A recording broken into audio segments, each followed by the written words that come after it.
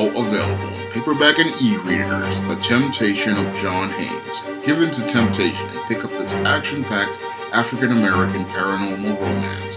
Get The Temptation of John Haynes in paperback and e-readers today. I got a comment from a viewer on my live stream Behind Enemy Lines at Work, Survival Tips for Black Men in the Workplace, who said that I make the same video over and over again. Now, this individual seems to be upset that I made another video talking about black men and the survival tips that they need in the workplace after making a video on it way back in 2011, and I believe I made another video in 2018. Now, what this individual doesn't know is that one of my longtime viewers requested that I make a video on survival tips for black men in the workplace for 2023 and 2024 by sending me a Cash App, and this viewer wanted me to make yet another video on the subject because there are a lot of black men who get a lot of benefits from watching those workplace videos, and they learn a lot from those videos to enable them to be able to keep their jobs.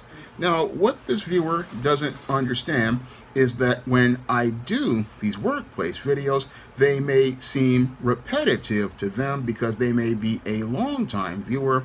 However, for a lot of the young brothers out here who just discover this channel, they have not gone out here and dug through the archives to find the older videos. So many of the young brothers, they need to get this information, and they want to be able to get this information in a more recent video. Now, what the viewer doesn't understand is I've got viewers as young as 15 or 16 years old who are watching many of my videos, and I've got a lot of guys who are in college who are watching my videos, a lot of teenagers watching my videos, because a lot of people, they come to me on Facebook and Instagram and they tell me about the workplace videos and other videos I do. So I make these workplace videos for a lot of these young brothers because I know that a lot of these young brothers, they really don't know what's going on about the workplace, and I want to be able to fill those brothers in so that they won't wind up falling into many of the pitfalls and traps that I wound up falling into when I was younger. Now, when I was younger, I had graduated from college at the top of my class with a 3.95 grade point average. I thought I was going to go on my way to a solid career, and I thought I was going to be in a workplace where merit would be the barometer for success. And I was in for a rude awakening when I entered that job market. Now, when I entered that job market, I started to run into a lot of racism and a lot of discrimination when I would try to apply for these jobs in places like temp agencies, which are run by white women and really don't want to hire any black men.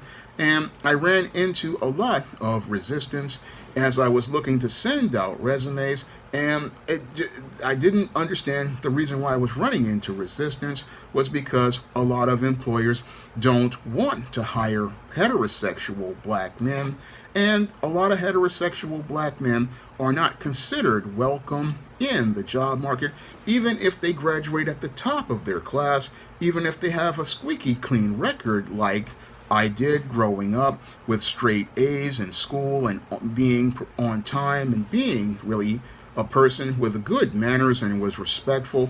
That kind of black man is not welcome because in the eyes of white supremacy, they don't see black men as men. No, they see black men as a big walking, talking penis.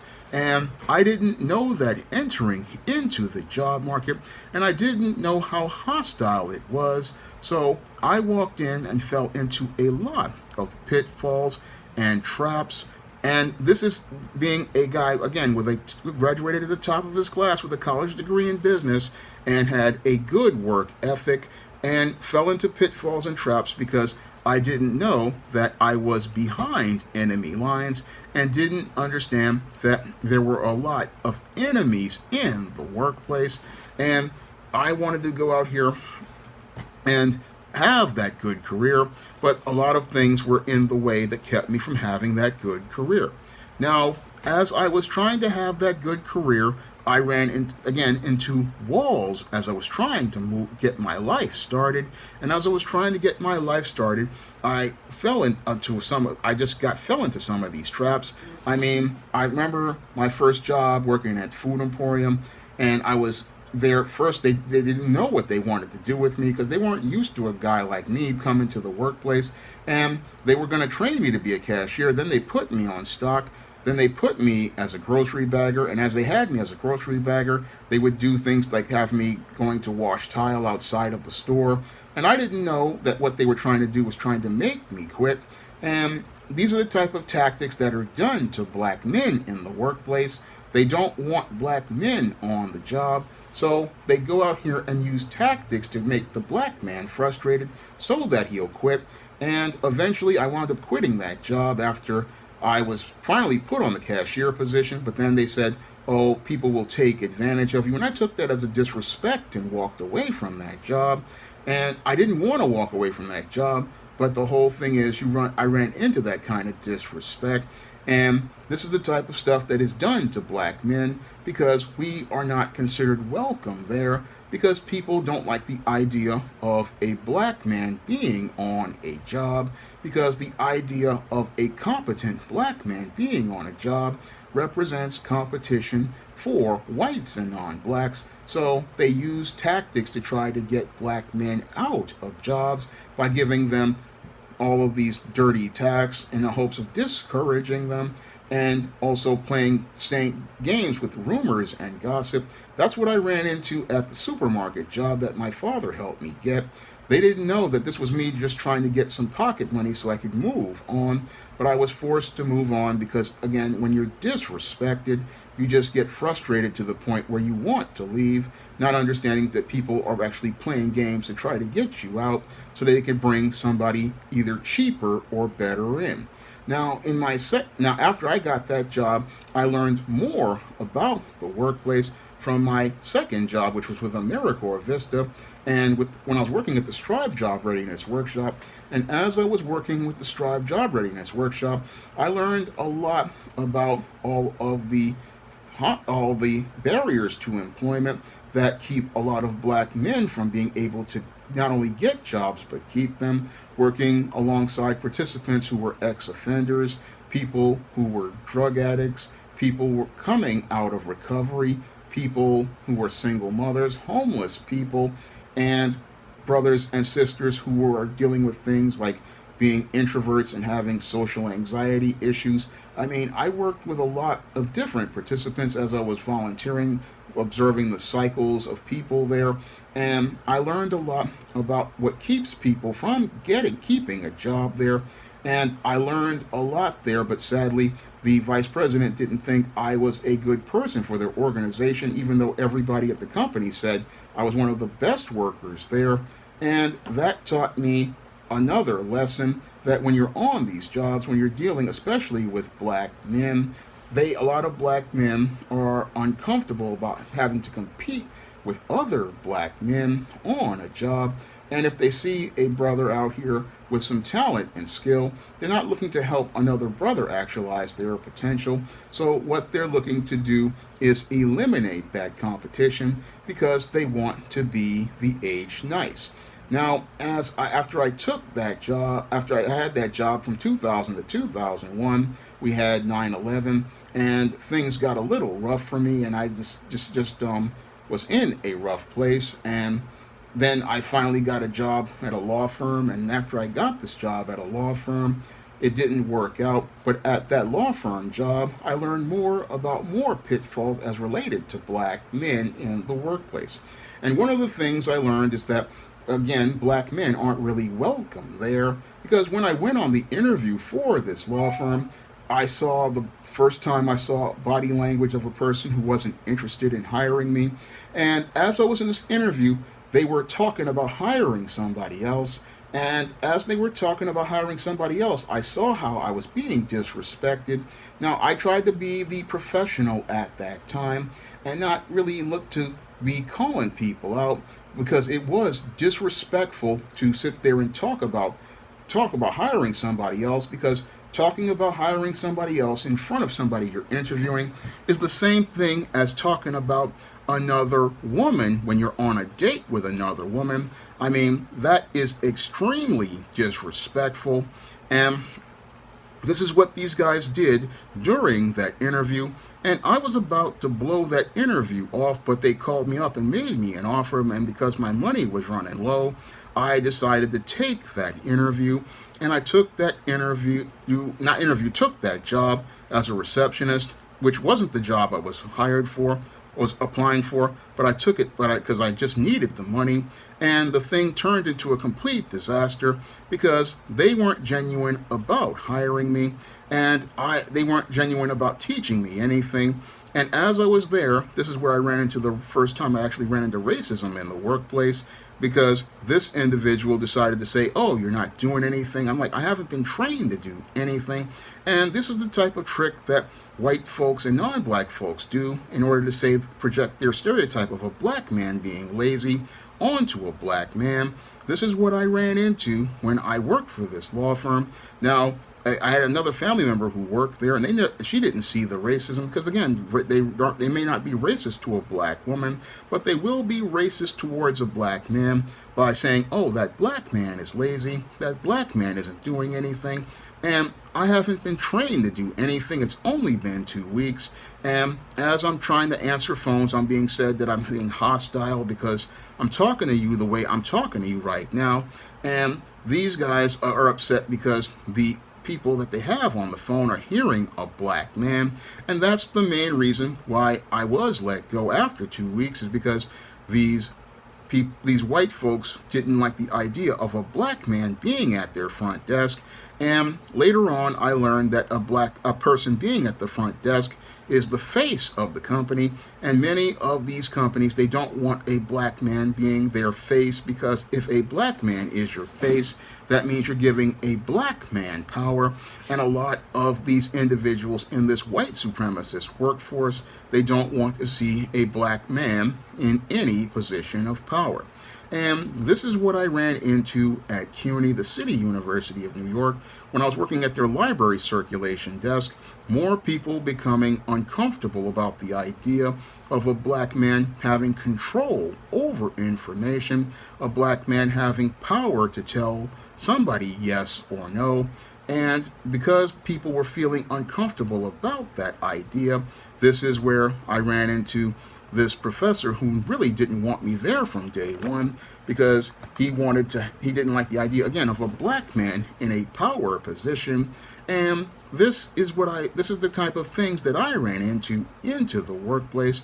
And I want to go out here when I make my workplace videos, is go out here and be able to teach these young brothers about what the workplace is for black men, because I want to see young brothers go out here and be able to survive. I want to see young brothers and even older brothers be able to go out here and keep their jobs. I want to see young brothers and some of the brothers out here be able to have the career that I wanted to have in corporate America. I want to see all of those brothers be able to prosper and thrive as related to these jobs, and if they can keep them. And I want them to be able to set a course where they don't wind up losing at the end of the day because they run into the wrong white person. And if they do run into that wrong white person, what they can do is set a course so that they can be able to have a soft landing and not have to go out here and try to pick themselves back up off the floor and try to start all over again. Because I know how painful it is for a black man to start all over again, because I had to do it in 1996. I had to do it in 2002. I had to do it in 2008, and I'm still trying to get myself back up after losing a job in 2008. I'm still trying to pick myself back up and get myself to a place of stability. That's what I'm trying to do right now at 50 years old, and I don't want to see a brother wind up in a situation like I am, trying to get yourself back together. I don't want to see a young brother being out here and having and not understanding what's happening to him and feeling like he's by himself, because a lot of brothers out here, when we lose jobs, it's a very lonely feeling, and a lot of times you don't get any support from your family and people around you. They don't understand what you're going through as a black man. They don't understand the issues you deal with after you lose a job. They don't understand that when you lose a job, it hurts real bad, and it hurts even worse when you get fired. It hurts really bad, like a person died in your family, because what's dying is your self esteem and your self confidence. I mean, these are the things that are impacting many brothers that they don't talk about, because it's very devastating for a man to lose a job.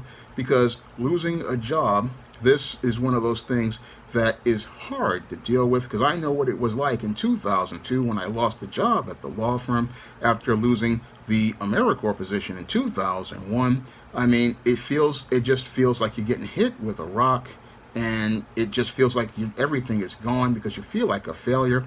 And things were so bad for me that, again, I lost an entire year of my life just drifting, because everything was just so devastating to me after losing one job. And then you think you can start something and it doesn't go anywhere, and this guy is saying that you're hostile and being all these things, and I took it real hard, and it made it where I didn't want to talk. I mean, that was like, it was one of the most crushing things since I was bullied in junior high school.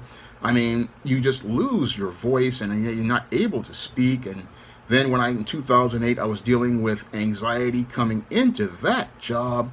I mean, it was just, I had a hard time being able to even eat and even just do things. I mean, it was just a lot of stress. And a lot of people don't know what black men go through when we're trying to get through these situations. And if a brother like me, who has tried to do everything right, is going through all this, then I can wonder what many of the brothers on the street are dealing with. And I've dealt with the brothers in the street, and again, we deal with this kind of stress, and we're trying to go out here, trying to get things going, trying to get things together. And that, again, may be repetitive to the viewer to hear, but a lot of the young brothers out here, a lot of the guys in high school, a lot of the guys in college, they're the ones who have not been told any of this. No, they have been sold a lot of lies by Madison Avenue in Hollywood, like I was when I was younger, that, oh, if you go into the job market, everything will be done on merit. Everything will be about you be having a good record. Well, I know that when it comes to this job market, a lot of it, they don't care about your education. They don't care about your experience. They see a heterosexual black man, and when they see a heterosexual black man, they see an enemy. And if they let you into one of these jobs, they see an enemy they want to eliminate. They want to eliminate that black man. It doesn't matter how clean he's looking. Doesn't matter if he's wearing high quality brands of clothing like I'm wearing right now with this Charles Turwood shirt. It doesn't matter about you having a college degree. They just see a black man, and they see a black man as an enemy, and they want to eliminate that enemy. And they want to eliminate that enemy because, one, they don't want to have a black man building wealth on their platforms, and two, they don't want to compete with a black man in the job market, because in the system of white supremacy, they want to continue receiving everything without any sort of challenge. So while that may be repetitive to the viewer who possibly has not ever donated to my Patreon or my Cash App, and ever requested a video, it was important to the viewer who requested the video, and it's important for many of the young brothers out there who don't get this information. It's important for many of the young brothers out there who have never been told about what's going on in the job market. It's important for those young brothers who don't know that they have to set a course for their survival. It's important for those young brothers who don't know what's going to happen to them in that job market. It's important for them to learn what they need to survive in that workplace. It's important for them to understand that they are behind enemy lines, and it's important for them to understand that they are behind enemy lines because this is about their survival, and it's about them being able to make a living in a job market where they are not welcome. It's about them being able to go out here and be able to take care of their bills and take care of their life and be able to feed, clothe, and house themselves, because black men, we are all we have out here, and many black men, we don't look out for another brother.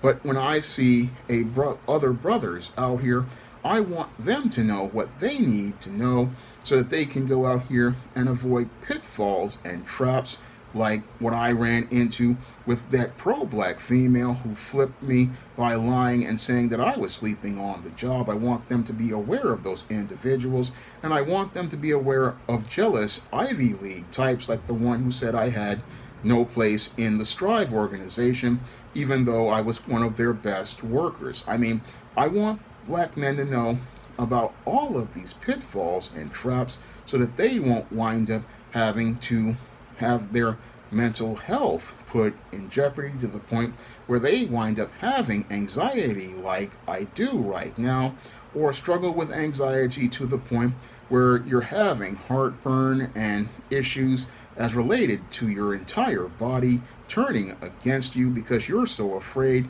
you don't know how you're going to be able to make your next dollar. I don't want to see another black man wind up in that kind of situation.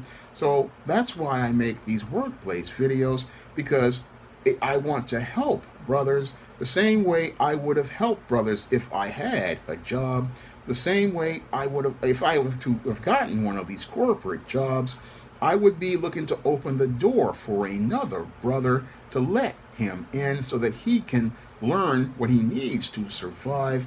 And even at this point, as I'm running SJS Direct, I'm still looking out for brothers. Again, I've always looked out for black men because that's what a black man is supposed to do.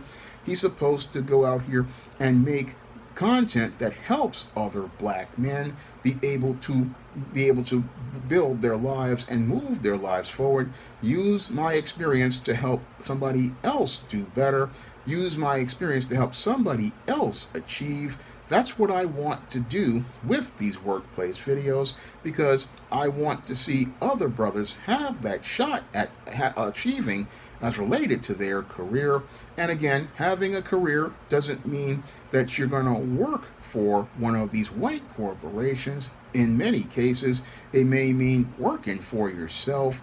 And I want to get brothers, as they're working one of these jobs, to start thinking about working for themselves, because the ultimate goal of having a job is to use the capital there as currency to build a business. And that's what I was doing on all of my jobs, working on laying the foundation for building SJS Direct, trying to build an imprint of positive black publications. And I'm out here again building, even though I don't have the full-time job I always wanted. I'm still out here, and again, I want to see brothers be able to survive and be able to continue going on. I want to see brothers be able to go out here and achieve. And while what I put in that video may sound repetitive to longtime viewers, other viewers want this content. Other viewers want this content because they learn from this content. And I've had viewers again tell me that the workplace videos I do have not only helped them keep the jobs that they've had. I've had young brothers tell me it helped them get jobs, and I've had one brother, he wound up getting promotions as a result of these workplace videos. So these workplace videos have helped out a lot of brothers on the channel, and they have told me this directly, that all of the information I give them about the workplace and the pitfalls in the workplace and the books that I write, like Stop Simping in the Workplace, have helped them be able to keep jobs. And I want to help them again keep those jobs, because as a black man, I would love to have had this information back in 1994. It would have really changed my perspective of the workplace, and I would have been thinking more critically about starting something of my own back then if I were to able to get enough money. And I would have been thinking back then not to be sitting there wasting time and money submitting to white publishers and agents and stuff and spending money. I would have taken my capital and kept my material for myself, which is what I'm doing right now. And I would have been out here going on a different course. And what I want to do is help those young brothers be able to set a course where they can have success, even if they lose one of these jobs. I want them to be able to continue persevering. I want them to know that there's somebody there who's going to help them know that they are not alone, like I felt I was alone back in 2002 and when I lost that law firm job. I mean, you just feel like you're by yourself, and you feel like you got no real hope for anything. I mean, it's a dark place where when you wind up losing one of these jobs. And for black men, we are in that place where we're thinking about how we're going to be able to get our next dollar to pay for our next bills and our next meal. I mean, it's a rough market, and if a boy knows that it's rough from the beginning, then he can start setting a course to be able to adapt to that roughness. And that's what I want to do for the brothers out here. Help them be able to adapt for that roughness so that they can be able to survive in that, as related to building their lives, and not think everything is about being dependent on these jobs, because we have to depend on the Most High, and not think that these jobs are everything, because these companies don't care about us. No, we are expendable, because we, in some cases, are the last hired and the first fired, and we have to have a contingency plan for what we do before we are fired, because the worst thing you could do is start making plans for when you lose the job. No, you have to have a contingency before you are let go. And when you're a black man, you need to understand that any day on this job could be your last day. And if any day on this job could be your last day, then you need to act like every day on this job is your last day. Not invest no feelings in this job, not invest no feelings in people on this job, not invest anything in this job, because these people will replace you like that. So if they're going to replace you like that, then you need to find a place for yourself outside of that job. Yeah, you'll work there and do your very best work, but you're not investing your emotions in that job or the promises of people there. No, you're invested in the Most High, one, and two, invested in building your own savings and investing in taking your side hustle and having that be something that you can make some money on the side. And eventually, if you can get the side hustle to build enough momentum, you can go out here and turn the side hustle into your own business. That is the path that a black man has to take, because he cannot expect to depend on any of these platforms or any of anybody else's business, because if you're not the one in charge of anything, then somebody else is in charge of it. And if somebody else is in charge of it, then you can wind up losing everything at any given time based on the feelings of someone. So this is what I teach as related to these workplace videos, and a lot of black men need this information. They need this information because a lot of these young guys out here, they may not have heard about that video from 2011 called Survival Tips for Black Men in the Workplace. They may not have heard of the 2018 edition that I did. So I have to keep making those videos because, one, the viewers want them, and two, you got a lot of young brothers out here who don't know the game. I mean, I find it interesting that this guy's upset that I made this video for what he thinks to be multiple times, but when the late David Carroll was talking about black women getting involved with white men, he said the same things at least 50 to 60 times, but those videos got thousands of views. I mean, all the videos he did talking about black women deifying and worshiping white men, nobody had a problem hearing him repeat that over and over again, just like many of the gender war videos that were fired as salvos. They said the same things over and over again. But a video that was designed to empower black men, this guy found to be repetitive. Well, if you find it to be repetitive, I'm sorry, that's your problem. I make these workplace videos because I want to help black men. And if you want a different kind of content, you have two options. You can go to one of the other channels out there, or if you want to go out here and want to see some different content, then you can drop some money on the Patreon, the PayPal, or the Cash App, and do what many other viewers do and request another video on another subject. Now, if you guys want to learn how to avoid many of the pitfalls and traps of the workplace that I fell in, you can pick up my book, Stop Simping in the Workplace, on Amazon.com in paperback and Kindle format.